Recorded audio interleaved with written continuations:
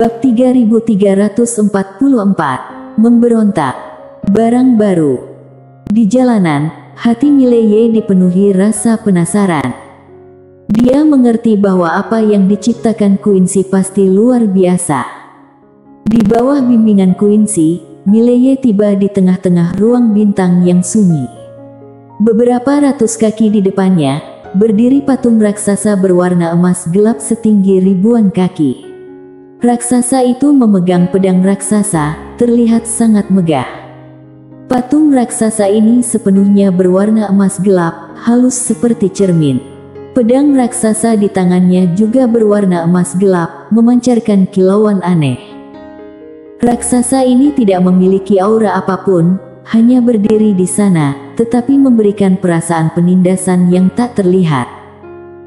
Mileye menatap Quincy dan Quincy berbicara sambil menebar senyum, "Ini adalah makhluk baru yang aku ciptakan, aku sebut itu Jenderal Dewa." Jenderal Dewa. Mileye berbicara dengan suara berat, "Luar biasa, bukan?" Quincy menebar senyum, "Sangat luar biasa. Lihatlah tubuhnya ini, apakah kamu melihatnya? Tubuhnya ini dibuat dari 108.000 jenis bahan langka di alam semesta. Tingkat kekerasannya dapat dikatakan hanya dapat dipecahkan oleh 3 pedang dan pedang biru gaibmu." Mileye agak terkejut, "Benarkah?" Quincy mengiyakan, "Tidak hanya itu, kami juga telah memasang setidaknya 1 miliar chip mikro di dalamnya." Chip-chip ini menyatu dengan kesadaran master seni bela diri paling unggul di alam semesta saat ini. Ini dapat beradaptasi dengan berbagai serangan dan tubuhnya sangat khusus, hampir kebal terhadap semua hukum teknik. Mileye menatap Quincy, "Hampir." Quincy menebar senyum, "Ada beberapa yang tidak bisa dihindari, seperti 3 pedang ini." Mileye memikirkan sejenak, lalu berkata, "Bolehkah aku bertarung dengannya?" Quincy mengiyakan, "Aku membawamu ke sini agar kamu bisa bertarung dengannya, melihat kelemahannya dan melihat kelemahanmu sendiri. Tentu saja, kamu tidak boleh menggunakan pedang biru gaib." Pedang biru gaib milik Mileye terlalu luar biasa. Dapat menembus segala sesuatu. Patung raksasa ini adalah hasil dari banyak bahan berharga yang telah dihabiskan untuk pembuatannya dan tidak boleh rusak oleh Mileye. Mileye mengiyakan sedikit, "Tentu saja." Quincy mendadak mengepakkan jari dan mendadak saja, patung Jenderal Dewa di kejauhan menyusut, dalam sekejap, berubah menjadi sosok manusia biasa. Pada saat yang sama, Mileye mendadak menghilang dari tempatnya. Pada saat Mileye menghilang, Jenderal Dewa mendadak menusukkan pedangnya. Dentuman. Sebuah pancaran cahaya mendadak meletus dari ujung pedang, memaksa Mileye untuk berhenti di tempatnya, sementara pedang dunia di tangannya menancap di ujung pedang Jenderal Dewa. Tepi jarum bertemu debu. Saat itu, pergelangan tangan Mileye berputar dan pedang dunia di tangannya mendadak berbelok, menuju Jenderal Dewa untuk melayang. Namun, Jenderal Dewa ini memiliki kecepatan yang lebih cepat. Pada saat pedang Mileye meluncur keluar, Jenderal Dewa justru maju, menusukkan pedangnya langsung ke kening Mileye. Mengorbankan luka untuk hidup. Mileye sedikit terkejut, tubuhnya berguncang, mundur ribuan kaki, tetapi Jenderal Dewa justru mengikuti pedangnya dan bahkan dengan kecepatan yang lebih cepat, dalam sekejap berada tepat setengah inci dari keningnya. Mileye mengerutkan kedua matanya, tubuhnya sedikit bergeser, dengan selisih milimeter ia berhasil menghindari serangan itu. Dan saat berikutnya, pedang dunia di tangannya langsung melanda Jenderal Dewa. Dengan dentuman keras. Seiring dengan suara gemuruh, Jenderal Dewa langsung terpental ribuan kaki. Namun begitu berhenti, sebilah pedang dunia melayang menuju arahnya. Tapi Jenderal Dewa bereaksi sangat cepat, memutar tangannya dan menusukkan pedangnya secara langsung menghantam pedang dunia. Dengan ledakan, pedang dunia langsung terpaksa berhenti di tempatnya. Bukan hanya itu, Jenderal Dewa mendadak memutar lengan kanannya. Dalam sekejap, pedang dunia malah terpental. Melihat adegan ini, Mileye terpaku, pikirannya bergerak. Dalam sekejap, banyak pedang dunia terbang menuju Jenderal Dewa. Dengan ledakan yang terus-menerus. Dengan gemuruh. Dalam sekejap, serangkaian cahaya pedang terus-menerus meledak di Jenderal Dewa, membuatnya terus-menerus mundur. Setelah mundur ribuan kaki, baru berhenti, dan ketika ia berhenti, di seluruh tubuhnya muncul banyak bekas pedang, tetapi sangat samar. Melihat pemandangan ini, wajah Mileye menjadi suram. Dia sekarang memiliki kekuatan yang jauh lebih besar daripada sebelumnya, dan kekuatan pedang dunianya bisa dikatakan sangat mengerikan. Namun, dia tidak pernah menduga bahwa dia hanya meninggalkan jejak yang sangat tipis di Jenderal Dewa ini. Tidak masuk akal. Pada saat itu, Quincy berjalan ke samping. Dia menggelengkan kepala sedikit. Pertahanan ini masih kurang. Mileye agak terkejut, lalu menatap Quincy. Masih kurang. Quincy mengiyakan sedikit, seolah-olah sedang memikirkan sesuatu. Dia menatap Mileye dan menebar senyum. Tentu saja, kamu juga sangat hebat. Jika digantikan orang lain, mereka sama sekali tidak mungkin bisa melukainya. Mileye menebar senyum, ya. Saat itu, Jenderal Dewa mendadak mengarahkan pedangnya ke Mileye, dan momentum pedang yang kuat langsung meliputi Mileye. Mileye dan Quincy mengerutkan kening. Quincy belum memberikan perintah. Tepat pada saat itu, Jenderal Dewa mendadak meluncur ke arah Mileye dengan pedangnya. Mileye mengangkat tangan dan langsung mengayunkan pedang. Swiss. Sebuah pedang mendadak terbang keluar. Swiss. Kali ini, pedang itu langsung menusuk kening Jenderal Dewa, menancapkannya kuat di tempatnya. Pedang biru gaib. Jenderal Dewa ini langsung membeku di tempat. Quincy mengedipkan mata, orang ini memiliki semangat yang kuat. Mileye mengiyakan, memang. Mendadak Quincy berbicara, Luffy. Luffy muncul di tengah-tengah. Quincy menggelengkan tangannya, melebur. Mendengar ini, Mileye dan Luffy sama-sama terdiam. Luffy agak terkejut, ini dilebur. Quincy mengiyakan, aku tidak suka dengan sikap pemberontak, langsung dilebur.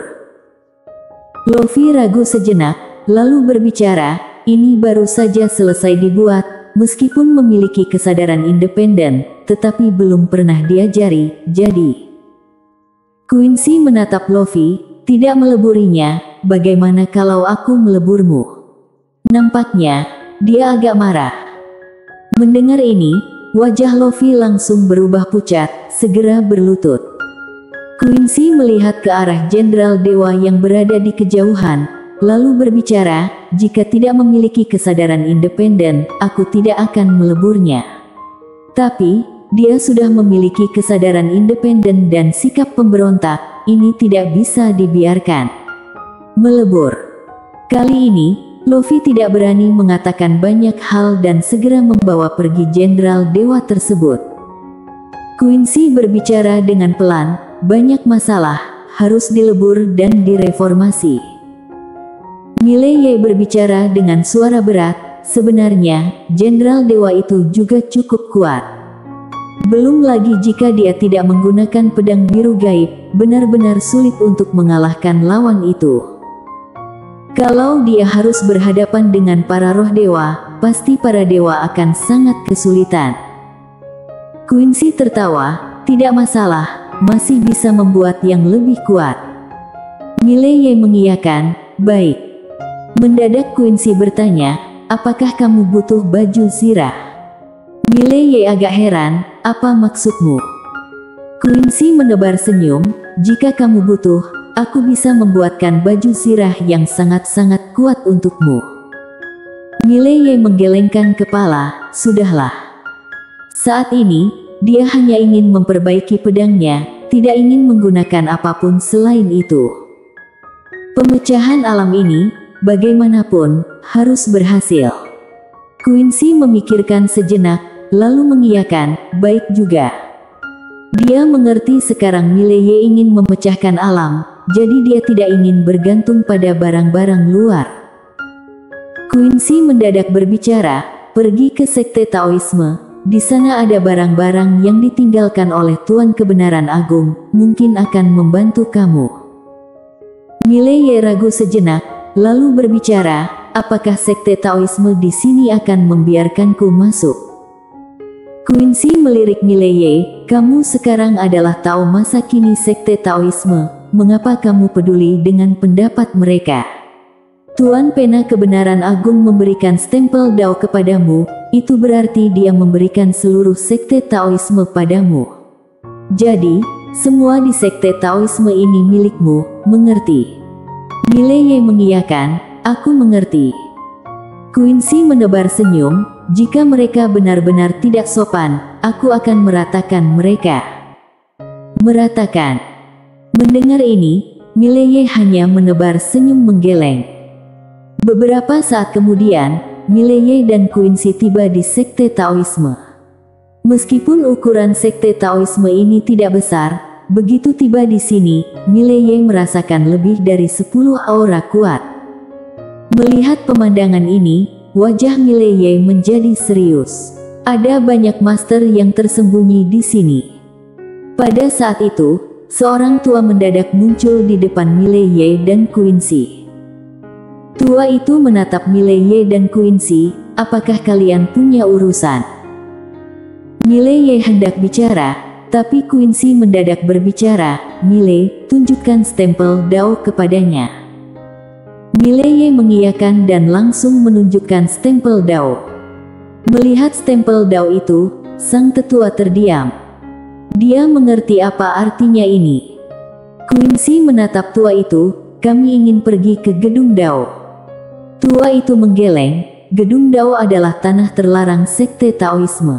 Orang yang bukan bagian dari sekte Taoisme tidak boleh masuk, aku. Mileye mendadak melangkah maju dan pada saat berikutnya, pedang biru gaib melayang keluar dari tubuhnya sendiri.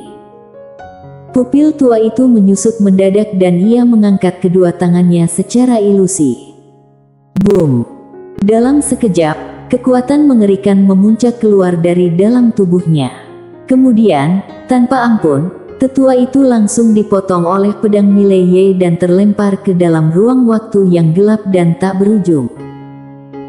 Di dalam ruang waktu yang gelap dan tak berujung, tubuh tetua itu baru saja berhenti dan tubuh fisiknya mulai lenyap sedikit demi sedikit, sangat menakutkan. Tetua itu terpaku. Mendadak banyak master muncul di sekeliling. Susi juga berada di tengah-tengah. Master sekte Taoisme menatap Mileye dengan ekspresi tak bersahabat.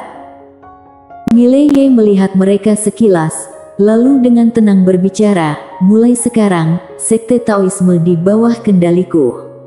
Ada yang tidak setuju. Susi berbicara dengan suara berat, Tuan Muda Ye, sekte Taoisme ini bukanlah milikmu, ini adalah milik kami. Mileye melepas pedang biru gaib secara mendadak. Boom! Dalam sekejap, Susi juga segera dipotong dan terlempar ke dalam ruang waktu yang tak berujung. Seperti tetua tadi, begitu berhenti, tubuh fisiknya langsung hancur.